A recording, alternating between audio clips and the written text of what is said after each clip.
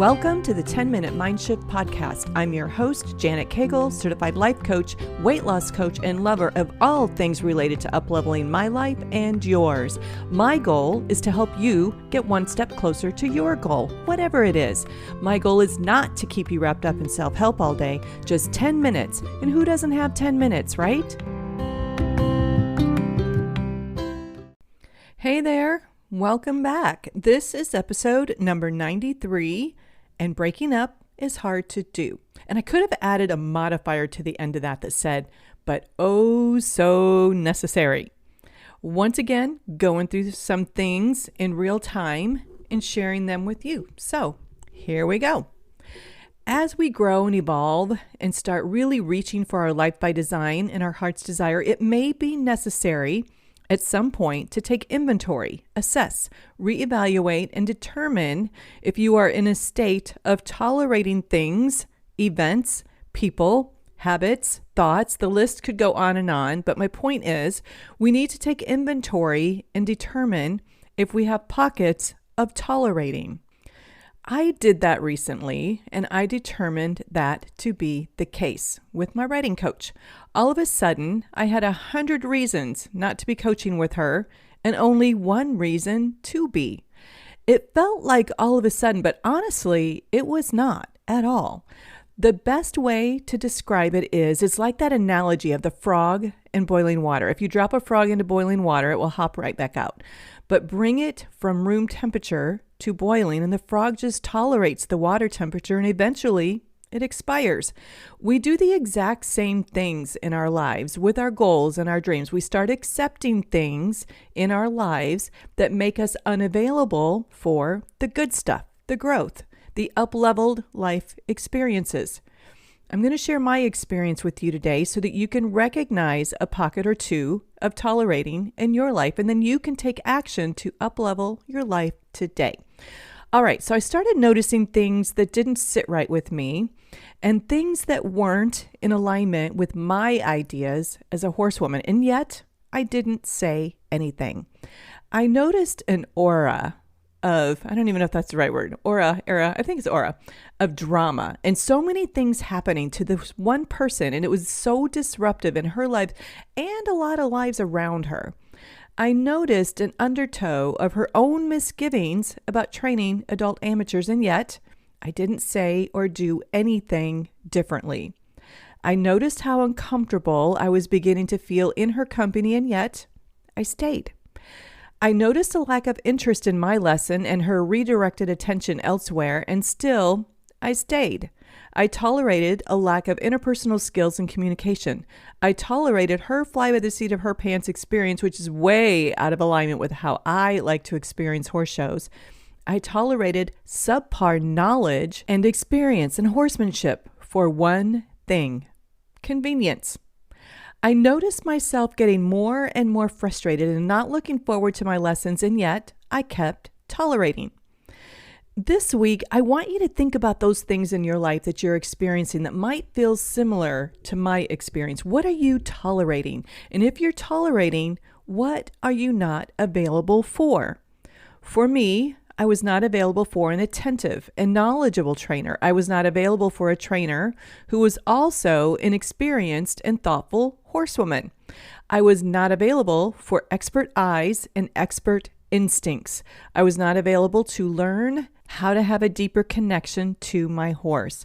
I was not available to a facility that exhibited pride of ownership. I was not available for a trainer who was well connected in the industry with a stellar reputation. I was not available for exercises that I could do in between my lessons so that I could actually progress. See, the entire time I was tolerating a subpar experience, I was unavailable for the exact experience that I have actually been looking for. As humans, it's easy to let the water boil up all around us and we acclimate to it. It can feel easier to do that than to have the difficult conversations, make the difficult decision, take the difficult action. But I promise you, you want to do that. You need to do that this week. Why? Everything that you want to experience is on the other side of all of the things that you are tolerating now. We tolerate subpar food to fuel our bodies. We tolerate friendships that do not grow and enrich us. We tolerate less than acceptable situations so we don't rock the boat, or so we don't hurt someone's feelings, so we don't have to experience change. There are hundreds of reasons why we tolerate, but tolerating does not grow us and enrich our lives, and it does not get us closer to our heart's desire. Now, here's the kicker. This isn't about changing the other person. I mean, if you are tolerating a person who's always late, you can have the conversation with them, and if they agree to be on time, then you have a want match. But if they continue to show up in your world late, well, now it's your fault. Now you are doing it to yourself by tolerating. Now, I know that's a simple and benign example, but it applies to anything. If you aren't changing it, you are choosing it. So, I know it sounds like this trainer was the one at fault, but hear me loud and clear. I was the one choosing it. I didn't say anything. I stayed. I didn't change it. I tolerated. It really was not her fault at all. She's just being who she is. That's just her. She gets to be her, but I don't have to tolerate it. So I let her know that the arrangement was not working for me. I did not need to tell her all the things that didn't work for me because the truth is she gets to be who she is. She just isn't what I'm looking for and what I need in a trainer going forward. And so the relationship completed itself. Ironically enough, the next day she announced that she was no longer offering lessons at all. So I felt like my intuition was spot on. And now she is able to focus on the thing that she loves to do. Now she is available for the things that she loves the most instead of tolerating, training, and coaching people, which she did not enjoy. If I would have stayed in my zone of tolerating, I would not have been able to find my new trainer who has already taken us through so many basics and already has us connected in a way that I felt like I would not experience. She's the kind of person that I want to emulate as a horsewoman. Take inventory this week. What are you tolerating? What is not available for you due to the tolerating? I would love to help you in this area. I highly recommend that you ping me and just book a 30-minute mind shift session. You don't need to book a package or sign a coaching contract, just a quick call and see what we can shift for you in 30 minutes. All right, my friends, that is what I have for you this week. And now go have the best day ever.